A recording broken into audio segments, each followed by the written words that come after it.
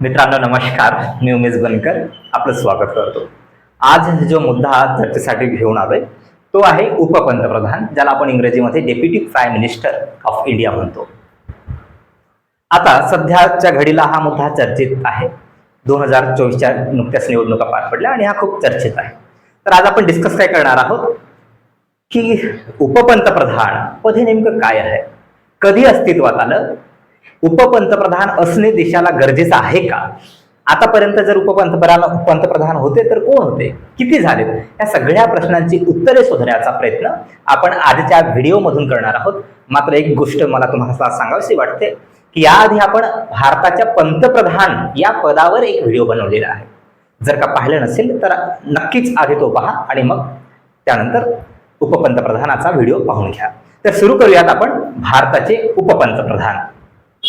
बघा मित्रांनो, एक गोष्ट की जेव्हा आपण याच्या आधी पंतप्रधान जसं शिकलो होतो तर पंतप्रधान पाहते वेळी आपल्याला कुठेतरी एक कलम दिसली होती.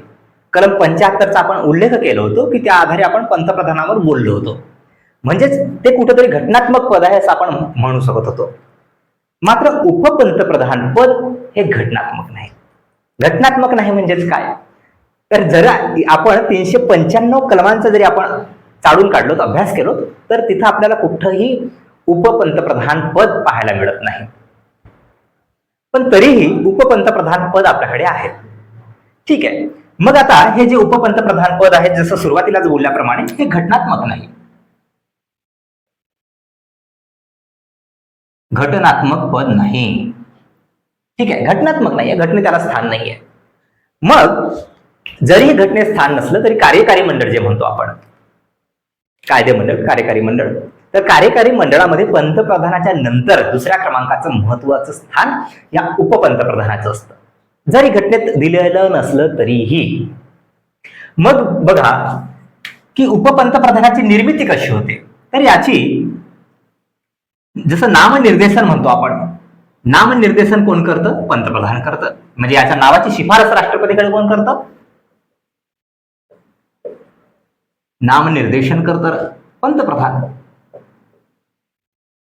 परंतु फायनल याची नियुक्ती करण्याचा अधिकार कोणाला आहे?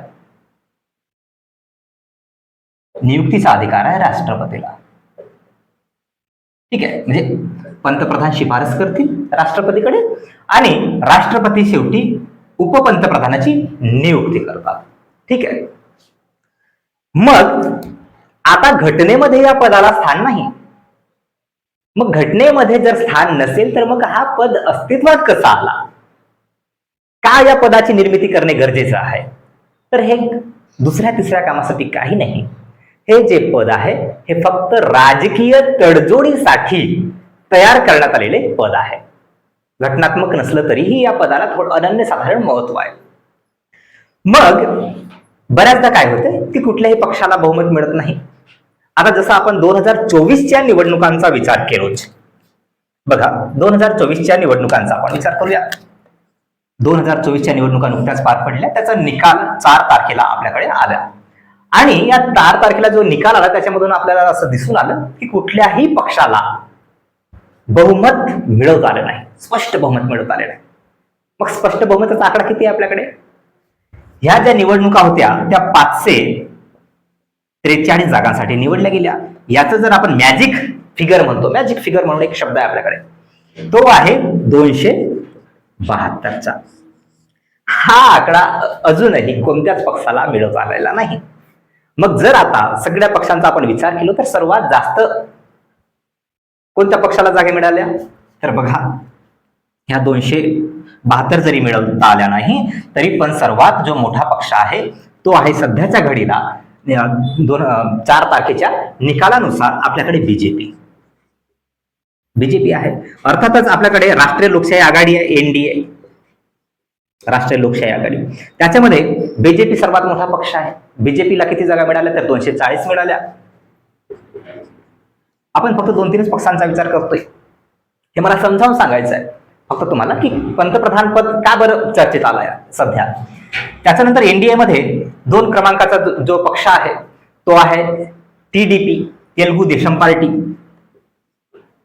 या पक्षाला आहेत 16 सीटा मिळालेल्या आहेत. या पक्षाचे नेते कोण आहेत? बीजेपीचे नेते सध्याचे कोण आहेत? जर आपण तुम्हाला चेहरा पाहायचा असेल तर मोदींचा चेहरा दिसतो, दुसरा कोणाचा चेहरा दिसतो? तेलुगू देसम पार्टी, तेलुगू देसम पार्टीचे नेते कोण आहेत? चंद्राबाबू नायडू आहेत, ज्यांचं नाव आता सध्या चर्चेत आहे.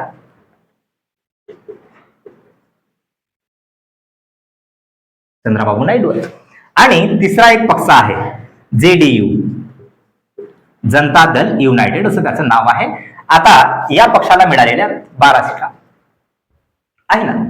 आता 12 सीटा या पक्षाला मिळालेल्या आहेत. याचे नेते कोण आहेत? नितीश कुमार आहेत.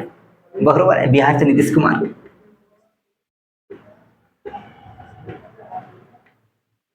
याचे कोण आहेत? मोदी आहेत असं आपण समजतोय, कारण की त्यांचा चेहरा सध्या आता त्यांच्या चेहऱ्यावरूनच सगळं जिंकून आलेलं आहे. आणि बघा, आपल्याकडे अलीकडेच एक अलायन्स निर्माण झाली होती इंडिया, ज्याची लिडिंग कोण करतं? काँग्रेस करतं. तर काँग्रेसला किती सीटा मिळाल्या? काँग्रेसला मिळाल्या 99 सीटा. बरोबर आहे. आणि त्याच्यामध्ये मग सपा वगैरे वगैरे सगळ्या गोष्टी होत्या. आणि एकूण जर आपण या इंडियाचा जर आपण विचार केला तर इंडियाला किती मिळाले? 233 सीटा मिळाल्या, एकूण 233. मग आता मला सांगा एक गोष्ट, फक्त इथं क्लिअर करूयात आपण एक गोष्ट, की आपल्याला जो मॅजिक फिगर आहे, बहुमताचा आकडा, हा 272 आहे. परंतु 272 ना सर्वात मोठा पक्ष जो सध्याच्या घडीला आहे बीजेपी, त्याला मिळाले 240. खूप कमी आहे, म्हणजे थोडंफार कमी आहे परंतु कमी आहे. आणि जो काँग्रेस आहे 2 नंबरचा मोठा पक्ष, दोघांनाही मिळालेला आहे. परंतु सत्ता तर स्थापन करायची आहे. मग सत्ता स्थापन करायची असेल तर आपल्याला एवढा आकडा मिळवणे गरजेचं आहे. याचा अर्थ असा की कुठल्याही मोठ्या पक्षाला कुठल्या तरी छोट्या पक्षाचा आधार घेणे गरजेचं आहे.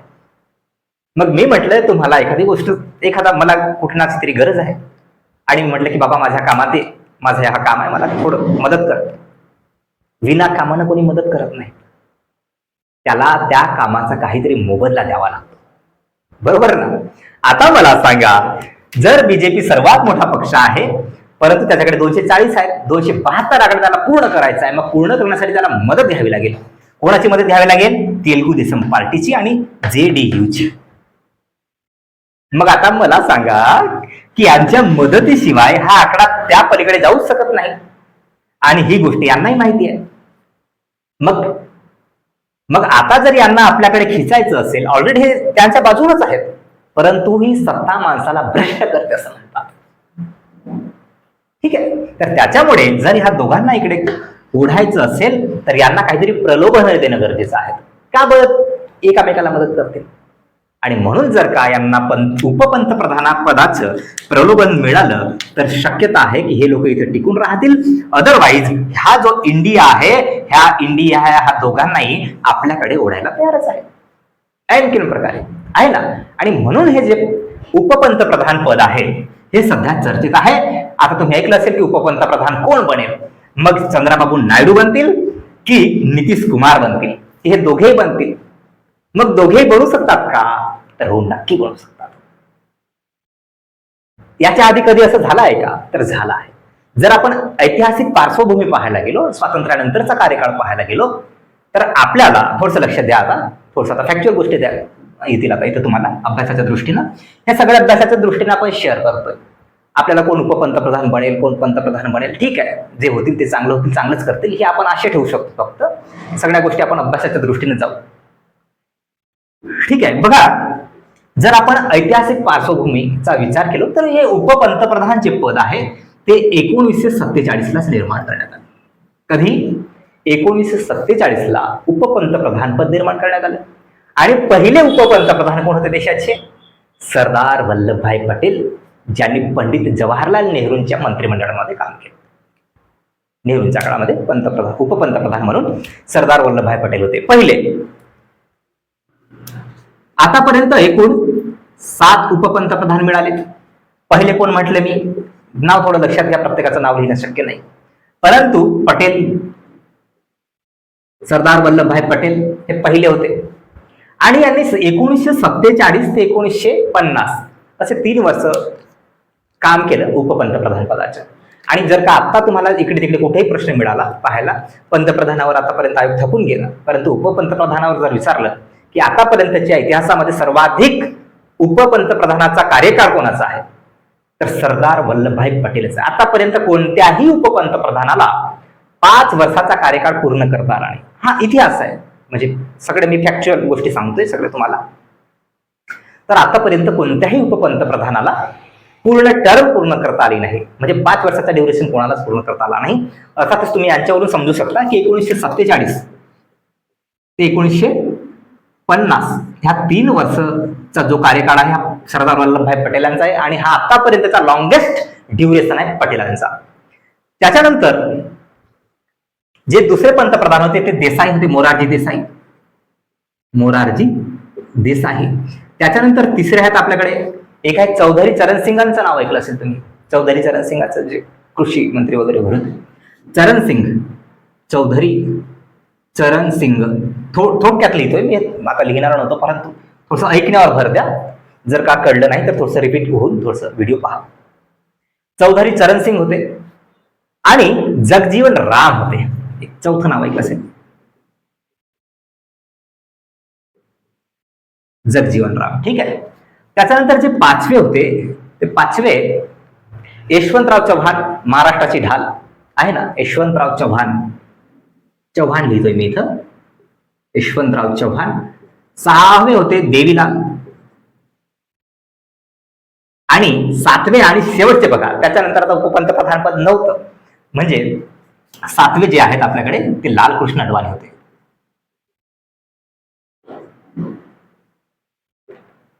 पहिले कोण? पटेल. सर्वात आधी पहिले महत्वाचे आहेत आणि शेवटचे महत्वाचे आहेत. पहिले पटेल आहेत, शेवटचे 7वे लालकृष्ण अडवाणी आहेत. लालकृष्ण अडवाणींनी अटल बिहारी वाजपेयी यांच्या काळामध्ये काम केलं 2002 ते 2004च्या दरम्यान. म्हणजे बघा, हा मुद्दाम शेअर करतोय तुमच्यासोबत. 2002 ते 2004 2च वर्ष काम केलं यांनी. कोणाच्या काळात? अटल बिहारी वाजपेयींच्या काळात. म्हणजे 2004 नंतर भारतामध्ये उपपंतप्रधान पद सध्या नाही, म्हणजे 2004च्या नंतर 2014 गेला, 2024 आला. म्हणजे मागील 20 वर्षापासून भारतामध्ये उपपंतप्रधान पदावर कोणीच नव्हतं, रिकाम होतं ते.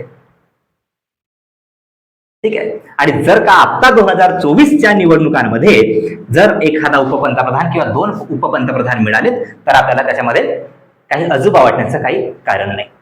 बघा, जो आता तुम्हाला सगळ्यांना प्रश्न पडतोय की हे दोघेही उपपंतप्रधान बनू शकतात का? तर मी तर म्हणेन बनू शकतात. का बनू शकत नाही? कारण 1979 ला